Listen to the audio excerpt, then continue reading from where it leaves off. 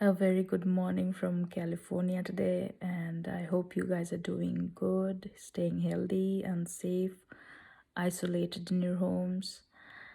And I wanted to share a thought with you today.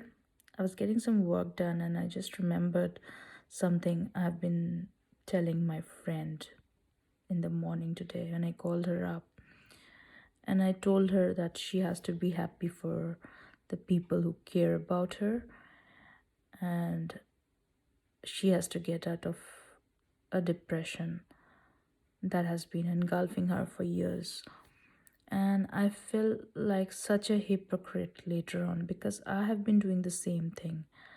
I've been focusing on the wrong things, and this is an opportunity cost to creating happiness for myself and for those who love me.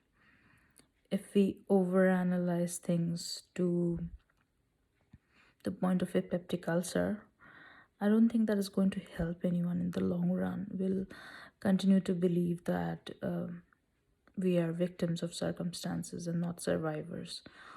What survivors can do compared to victims is they can move on. They don't make an incident the central point of their lives and keep bashing their heads in it for eons.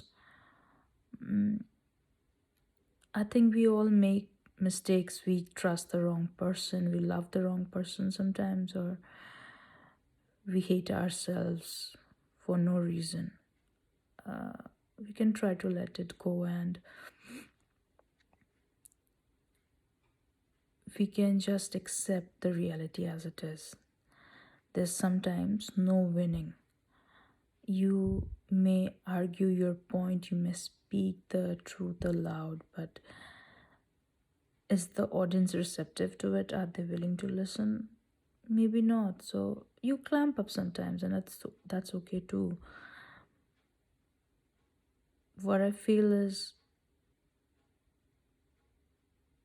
we should not dwell in self pity, thinking that one mistake, trusting wrong person should stop living, should make us stop living our lives.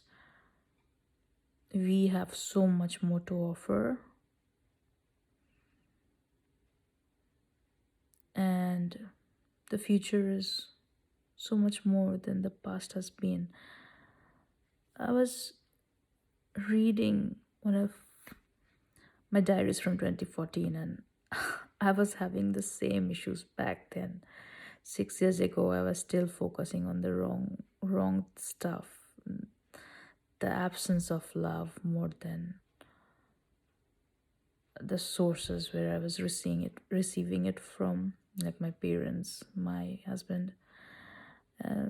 They were always secondary, maybe taken for granted because they would always love me, and I would always think about the people who were not so loving, not so kind, maybe cruel to some extent.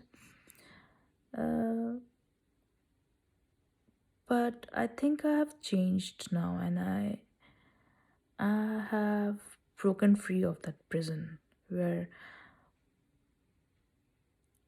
I try to imagine things differently, where the scenarios play out differently, where everybody's loving and understanding and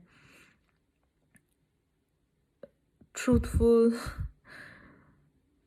What a joke. That's not going to be the case. And demons you're trying to hide will crawl up to the space you're living in, and it can be tough. Depression is a real thing, and a lot of people have it in regular days, and right now when you're isolated it can be worse. So clinically I don't have it. I've never been diagnosed with it, but I know people who have, and it must be really tough on them. What I want to tell you is that we may be physically isolated right now, But you don't have to be psychologically isolated. You can pick up the phone, call a friend, do FaceTime, whatever, send up video rants like me. Just feel connected in some way.